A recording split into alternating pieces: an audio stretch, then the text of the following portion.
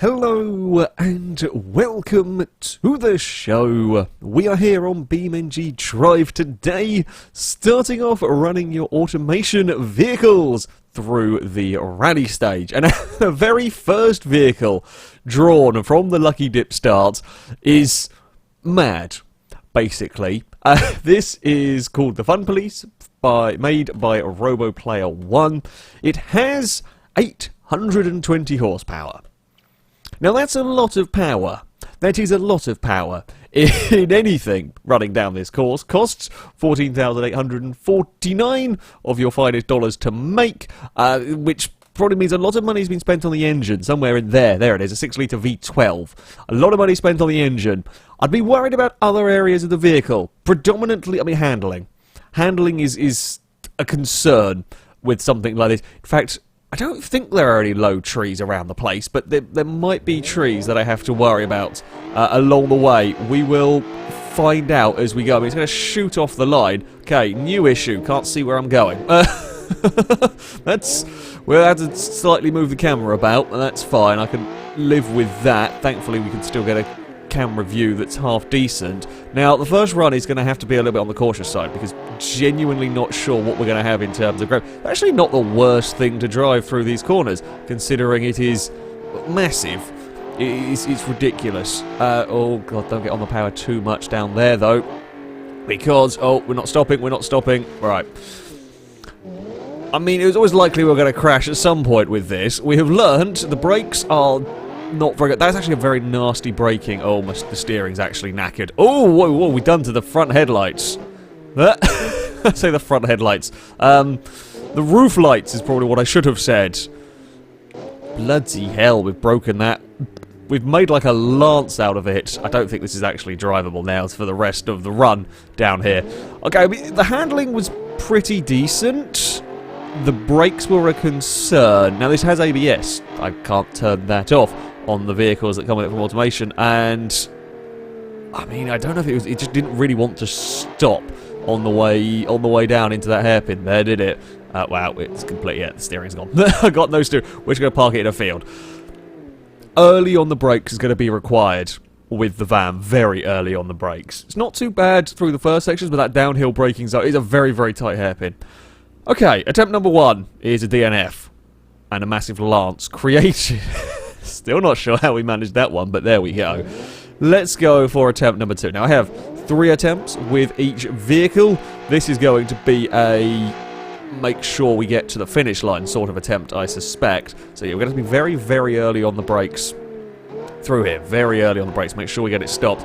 Now, with 800 horsepower all-wheel drive, pretty decent amount of traction, actually. It's not struggling to get going out of these corners. It's not slipping and sliding around, which is good. We'll make up some time on the acceleration. Definitely make up some time on the acceleration front. I'm just going to be kind of careful around here. Now, this is where I think we're going to have to just be early on the brakes. We're just going to have to try and slow the van down, make sure we do get it stopped. Even then, I mean, that was quite careful under braking, and even then, it's just a little sketchy. And the braking performance of vehicles is going to be a interesting factor for these automation vehicles. The brakes are probably one of the most difficult things to get right for this series. Going up against a proper Beam car, a car built for Beam, built within all Beam engine and so on. That is what we're going to have to try and deal with. And the brakes are perhaps one of the biggest factors. I mean, grip in general, these are unlikely. They might be able to, something might be able to challenge the Sunburst in terms of grip. This is a tough challenge, you know, for building the vehicles. This is a tough challenge. The Sunburst was at a 115 down here, just to give you a rough idea if you didn't see the first video. The Sunburst was at a 115, and we are going to cross the line at a 125 for the Fun Police. Oh, it's going to be a very big crash for the Fun Police after the finish line. It's bumpy down there. Now, an actual normal rally car can make it. A van, on the other hand, has torn itself apart on the wall. Not quite as... Oh, no, we've got the spikes again at the front. Not quite as spectacular as the first crash. Not quite the full-on lance. I mean, it's a massive van with way too much power. We're within 10 seconds at least. It could be worse. I think it is safe to say. It could be worse. Right, one more go. One more go for this ridiculous twin turbocharged, very, very powerful van. We just got to keep it out of the walls. That is really the important thing. Like, there's places I can probably be braver, but there's places where if I go a little bit too brave, there's going to be an incredibly fine line in this between going quickly and having a tremendous accident, and I feel like we are erring on the side of a tremendous accident at the moment. Don't hit the trees. Okay, that was the wake-up call on this run of don't be a muppet anymore. It'll be so easy. It'll be so easy to just dink a rock or a tree. It doesn't stop. I'm going to grab the handbrake and hope for the best there. That is horrendous at getting slowed down on that section. I don't know whether it's the surface. I mean, maybe there was some skimping on the brakes to save money. That could explain it, because it does not stop for any of these corners. We're not going... You can never really go very fast around here. There's not really the space, aside from the run to the finish line, but even then, there's not really all that much space to... Oh, God, to work with. So... Yeah, oh, come on now. Come on. It doesn't stop for any of these hairpins. That is some real panicking. Grab the handbrake. Oh, got a little uncomfortable trying to get out of that hairpin. What are we going to see for the time? I'm not trusting this to really chuck it through there. We are going to be quicker, though. So across the line at 23. Oh, and tore its face off on the wall. 23.8 from the fun police. We made lances out of the roof lights. I mean, it's a very, very mad vehicle. It's a very mad vehicle. Too much power, way too much weight, pretty much no brakes, and... can we actually see the size of it, because the brakes got torn off on that side? I mean, they aren't the smallest brakes we've ever seen on a vehicle, but they're not very large for the size of vehicle. They might be cheaply made or something. It's a time. At the end of the day, we got a time out of the van. Up next, we have got something that is a little bit more sensible, at least on the face of it, a little bit more sensible. This is the weird rally contraption built by TOPAS. It has much less horsepower than the Fun Police, still quite a lot, so just shy of 400. It's also $14,800 worth of materials, if you like, in this. All-wheel drive, turbocharged i4 in this one, kind of Starion-style bodywork, and we have pop-up headlights. And as everyone knows, pop-up headlights make a car faster. Slight concerns immediately is the ride height going on. Also, has that got bigger brakes at the back than the front? Or are they the same size? They look bigger at the back than they do at the front. Let's not worry about that one too much.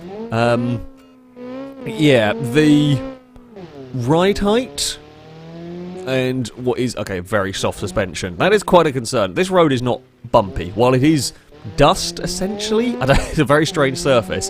While it is not tarmac, it isn't bumpy. You don't need high ride height, you don't need all that softer suspension. In general, if I'm going across a bit of the terrain that does need that sort of suspension, we're probably having a crash. So, this has got a lot of body, there's a lot of weight transfer, and that, I fear, will make this car very, very unpredictable. Brakes, pretty good. Brakes are pretty good, though, at getting it slowed down. Around the hairpin, not too bad. We get power down on the exit. I don't have much confidence in this car at these higher, let's say higher speed sections. It's high speed for this route. There's not really that many fast corners to worry about around here. But this does not feel particularly stable. This is a nasty tightening corner into a very narrow section between the rocks. Actually got that one quite nicely. Thankfully that signpost we can hit. If we were to drive through that signpost, it doesn't matter. Thankfully, it's not technically an entity, if you like, in the game. We've got just a couple more corners. Well, we've got, let's say, yeah, 2 more corners, technically, this sort of chicane part. We can chuck the vehicle through or run flat out towards the finish line. 21-1 for the weird rally contraption. That's actually not a bad run. I'm pretty pleased with that for a first run with the car. It's inconsistent is probably the best way to describe this in terms of handling. It just moves. It moves about so much. Not having a big crash after the finish line. It's just coming to a halt. Yeah, the whole body, the whole chassis is moving around so much on that suspension because it's all so soft that it's not the most pleasant driving. In some ways, the van was easier to drive, and I can't believe I'm saying that. The brakes were terrifying on the van, but it was easier to actually drive down here. I don't know if I'm going to find... Oh, no, that's... engine, power band and gearbox do not help matters in this. Second is often too long, but first is too short. There's obviously a tiny window for all of that power to kick in, and I'm not... Oh god, the handbrake did not want to do anything there. That's unhelpful. Sure, okay. It is something I have seen with a few automation vehicles converted into Beam. Sometimes, we had it with the Autocross series, some cars handbrakes just don't work on. I don't know why, I don't know what causes it, but there are sometimes some cars where handbrake doesn't work or is very inconsistent. I have no idea what is the root cause of that one. We are actually quite nicely through that corner though, although as I try to get all the power, it's almost wheeling out of these corners. That is not what you want. Handbrake's working that time as we go left into a right-hand hairpin. No, don't fall off the edge. Oh, bugger. Yeah, I think I might have locked the rears, trying to slow it down there. It is nicer on the brakes than the van, however, you can still have problems. We're just going to hold it pinned. It's going to be a slower time though. Oh, wow, we destroyed the car there on the rocks. 23 points. We're going to beat the van, whatever happens on this final run. That's a very poorly looking car. Oh! That's not where that's supposed to be. Is that the rear diff? I think that's what that's supposed to be. And that... Oh. Oh, that's very not right. I don't think I've ever seen that before. That's definitely not supposed to poke out of the rear window. I'm not a mechanic, but I can confirm that is not how things work in the slightest. Yikes, that's a big one. That was a very big crash. One more try with this. I mean, it could be faster. It could end up in a wall somewhere or a tree.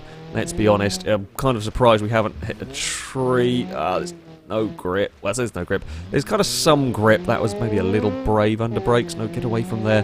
You've got to kind of be really, really gentle with the steering. It's the tiniest of steering movements with this car to try and get it around a lot of these corners. Anything more than that, and you run the risk of unsettling it. And if it's a panic and... Oh, God, come on now, stop it.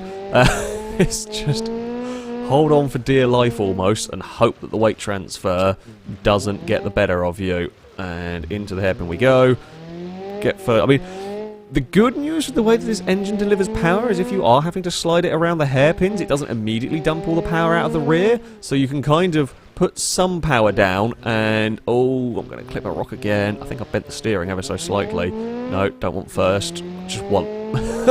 Just want slightly different gear ratios on this, or a slightly bigger power band from the engine. Can we be nicely through here? Yes, we can. Right, hairpin time. Let's try and not go left. Yes, because as you're trying to correct, or as you're trying to get on the brakes, it's a slight curve in the road, and apparently this likes to lock up the rears a little bit. We're going to go through the checkpoint. Oh, it's going to be risky through there, because I feel I'm going to slide the damn thing. It's going to be a similar time, not a particularly... Yeah, first run was better. First run was the best from the vehicle. I mean, it beats the van. It's difficult to drive. It's very difficult to drive. I don't have a huge amount of confidence in the car most times down there. Ooh, we managed to, like, shatter the steering rack. No, technically works, but there's a lot of things are broken in that. Still has perhaps the weirdest, silliest mechanical failure we've seen for quite some time. Up next, we have got an Alfa Romeo. Yes, this is a kind of replica of the Alfa Romeo GT-V6. This is the V6 rally spec built by I Have Rabies 2. Front-wheel drive with a 3.2 litre V6, about 214 horsepower. So, the least powerful car of the day. It will become the fastest front-wheel drive car on virtue of being the only front-wheel drive car to tackle this. But, I mean, it looks cool. It looks cool. I'm hoping it'll be nice and drivable down this stage. We will have to wait and see. I mean, front-wheel drive might end up being not too bad down here. We certainly saw in the autocross competition, front-wheel drives could be very fast indeed. And immediately, this might not have the sheer power of the other cars, but it is... oh god, it's struggling to slow down a bit, but it is quite nice to drive. I've got to be aware. Brakes, not the most powerful thing in this. or we're going to have a little bit of front-wheel drive oversteer over here on the dirt. That's okay. How do we stop for the hairpin for the first time? A little sketchily, a quick grab of the handbrake kind of did the trick through all of that. Yeah, I got more confidence in this than the other cars that have driven today so far. Got more confidence I can be late on the brakes, I can carry speed through these corners. Traction isn't too bad for a front-wheel drive. It does the job, certainly. Oh, we're going to run. Yeah, so I can just kind of, so I can throw the car into these corners a little bit more.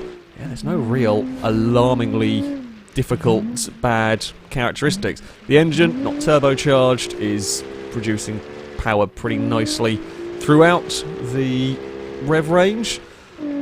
Just the run to the finish line to go. Duck. Oh, okay, we can't quite be flat on the way in there. We'll get through all of that section, okay. Not a massively quick time from the vehicle, sadly. 126.8. Very nice to drive. Very nice to drive, however, not... disappointingly, not all that quick. It's much more controlled. The first vehicle to actually be composed in the slightest after crossing the finish line. Okay, what can we do? I mean, we're always going to lose time.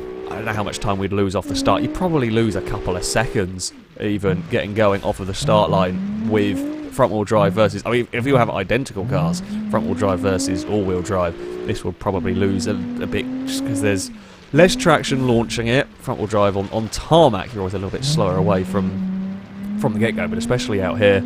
So when you've got, as I say, as little power as this in relation to the cars that it's competing, well, the cars in today's episode, if you like, it's always going to struggle a little bit, even if it is, so far, of the cars, the one that I would most like to drive. We're going to clonk the rocks, or clonk the surface. We'll get away with that. This has got quite soft suspension, but we haven't got that horrendous body roll. We haven't got the car trying to...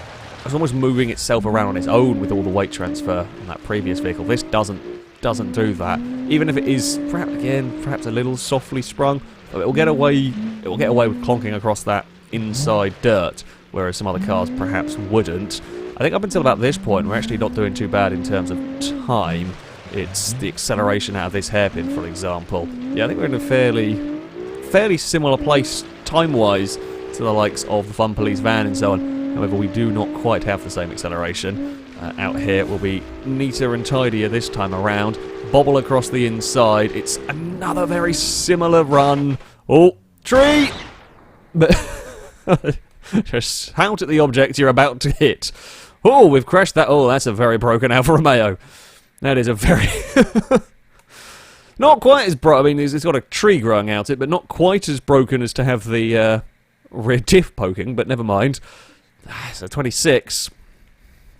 I don't know if I can get much more out of that in terms of time, really. I will be honest, I'm not sure I've got much time to find in this car. We were a little wonky, perhaps, through this first quarter. Maybe a little bit. It wasn't all that terrible. But we'll try and be a little bit neater this time around. I mean, we're not going to be able to really be sliding the car about so much. Also, it's so narrow here. The time you lose, or the time you might gain in sliding some of these cars around, you're more than likely to have a crash. It's just not worth it when you've got 3 attempts. It is not worth the risk, and I don't think you'll gain very much. A couple of hairpins, we can get away with it a little bit. Down here, for example, a few times where it really is a case of you're just going to have to grab the handbrake and hope for the best. We can't, of course, front-wheel drive, we cannot jump on that power in the same way. We can't kind of jump on the power and get the car to drag itself around on the exit there, because as soon as you jump on the power in this, it's wanting to go straight. That's just a trait of a front-wheel drive car. That's just what we're going to see.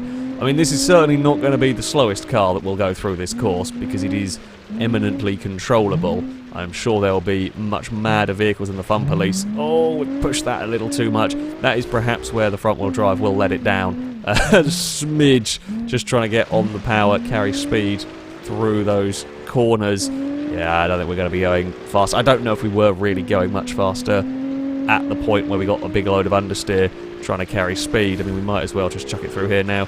That is... oh, it's going to have a big wobble. Nah, it's no better. It's no better for the Alfa Romeo. 28. Nah, terrible run. A nice car, the nicest car to drive so far. And it is going to be the fastest front-wheel drive, and we'll see how other front-wheel drive and certainly two-wheel drive cars will fare along that stage. But yeah, we are a fair bit down, even on the mad 800 horsepower van. And our final vehicle to run through the course today is quite the impressive looking one. This built by WILKUMAN. It is the, and I'm going to try and get this right, it's quite a mouthful, the LUPARDINE ESPLORATORE 300 RC. Yeah, not the easiest name to pronounce, but it's, well, it's essentially a impreza / Evo rival. Very, very nicely made vehicle. Engine-wise, we've got a 2.3 litre i5 up at the front. It's all-wheel drive. 313 horsepower, so a good amount of power. Honestly, I expect 300-ish horsepower to be about where we get some of the better driving vehicles, if you like. Just notice, I think we have drums at the rear. This is the most expensive car of the day, 14,996 monies, so only 4 under budget. I'm guessing quite a bit went on the engine. Oh, thanks game for not giving us go command at the right time. Does have a sequential box on it, which is not something that we've seen from other vehicles so far, and that's probably where a lot of the money has gone, on the gearbox. Now, the gearboxes were very important. Sequential boxes were basically essential for the autocross series, mostly because the gear ratios were so short on everything and you changed gear constantly. I think sequential boxes will be slightly less important around here, or double clutch box, or whichever one it is, I can't remember now. But, I mean, it's still a useful thing to have. The handbrake doesn't actually work on this car, I've just learnt. I don't know whether that's a symptom of having drums at the rear. I certainly won't be sliding this car around on the handbrake. That much, yeah, is for sure. It will slide around a lot on its own. There is not as much rear-end grip as I would ideally like.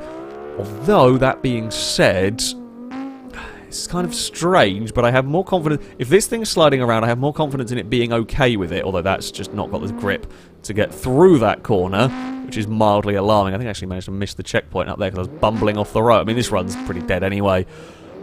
Straight. There's sort of grip and then there's not grip. I'm not... I can't get back up the...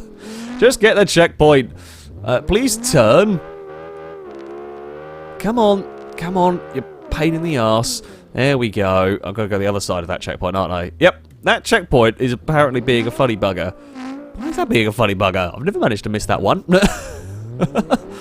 Lost an exhaust. Oh, no. So, yeah. There's kind of grip and then there's not grip. It's peculiar. I'm like instinctively grabbing the handbrake and there's no point because it won't do anything. What have we got speed-wise? We won't be flat through here, I would not expect. We can still carry some half-decent speed. Well, I mean, it's a terrible time from the car. We will... Oh, what the... What happened there? Oh, we managed to dislodge the front drive shaft, kind of. It's poking out of the wheel. Oh, we've definitely managed to dislodge that. We've moved the engine is I think what we've done. We've twisted everything and broke everything again at the front. It's all gone. Right, terrible first run from the car. Very good looking car, but terrible, terrible first run.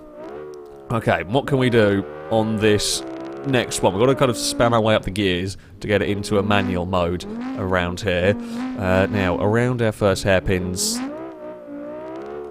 I'm still not sure on the best way to even describe this car. It's like I have confidence in it, but I also don't have confidence in it. And that's a very peculiar... It's a very peculiar set of circumstances. And trying to be consistent with the amount of speed I can carry through these corners... Yeah, I'm slightly not sure when the back end's going to step out. I think that, oh, I keep wanting to grab the handbrake there, and it's like, no matter how many times I say it doesn't have a working handbrake, I'm just instinctively, I think, going to do that, because most of the cars have been needing it to help it a little bit through that very, very tight hairpin. Now, into the chicane. Don't get too sideways through here, because we'll just waste a lot of time fighting the rear. Get a little sideways there, which I can recover from. Now, here... Oh, no, we're going to go wide again on the way in, although... Okay, we avoid the rocks, not the worst line ever, through that part, around, yeah, like a handbrake will hurt it a little bit around some of these places. Come on, car, we are on to the acceleration zone. Now, we will have a brake here, We can kind of... It will survive the jump across the grass there, which is nice. Across the line, 22.4. Not a bad time for the vehicle. I was, I'll be honest, expecting it to go faster than the rally contraption on that run. I thought it was going to be a quicker time. Apparently, not quite. Can we get more speed out of the car? It's going to have to be... the problem is if you're brave with the vehicle, you will run the risk of having a big crash. And if you're not brave with the vehicle, you won't make up any more time than that. And I'm not sure. Yeah, I have 50-50 trust in this car, and I'm still waiting for that trust to bite me. Do we go for... Yes, you can kind of hold it sideways, although I don't think it's got... I've not got the driving, certainly, if I were to slide that the whole way, and I don't think I'd actually make much speed if I did. I think I'm better off trying to sort it out for the second part of that. Into the hairpin we go. Try and be neat and tidy through there. Out the other side without too much messing around. Now, some cars, certainly the Sunburst can be very fast through there. I don't believe this has got as much grip as the Sunburst through these corners. We're going to weave it around here while it makes a huge amount of noise. This thing is one of the noisiest cars. It's not the noisiest, that still goes to one of the i4s from the Autocross series, but this is one of the noisiest cars. The GTV that ran just previous to this is one of the quietest cars I've ever driven. This, I've had to almost mute my speakers because it is so unbelievably loud. It's also, you'll probably have heard it, a strange, like a resonating sound that goes on from the car at a couple of points in the rev range. We've got a good run. It's a very, very similar time to the rally contraption. I slightly widened the hairpin, and I couldn't quite get it stopped and turned in time for that. All the physics is doing weird things again when it's crashed. Sure, just bounce and ping around. I've just noticed how the rear wing's made. It's made up of like little... smaller wings underneath what I guess is that main wing. That's really clever. I like the ingenuity. Like the vortex generator made out of aerials. I hadn't seen how that rear wing was made. Very cleverly built car. Incredible looking car. It is fast, makes a glorious sound. Slightly difficult to... For me, it's slightly difficult to be brave with. I never quite trust the back end of the vehicle. And in such a narrow confines, it starts sliding around when you're not ready for it, or if it's sliding inconsistently, you end up clipping a rock and having a very, very big crash with the car. So, yeah, it was a little bit on the fiddly side, to drive, but we got there in the end, making it through the course in a pretty decent time. Like a handbrake didn't help it with a couple of those hairpins, especially if you're running into the hairpin a little bit hot, because you can get away with perhaps saving it and getting the rear turned, and I just simply couldn't with this. But there we go. Our first 4 vehicles have been run. So, on to our leaderboard for the first time, and the Sunburst is unchallenged at the top of the table, but it is the 300RC that will go into second. Pretty damn close, though. For the first episode, just a tenth of a second separate the 2 fastest player-built cars. The Weird Rally Contraption will have to settle for a third currently. The Fun Police, for an 800 horsepower horrendous van that didn't really stop very well, a 23.8 I don't actually think is too terrible a time. It's only a couple of seconds down on those much more sensible rally cars.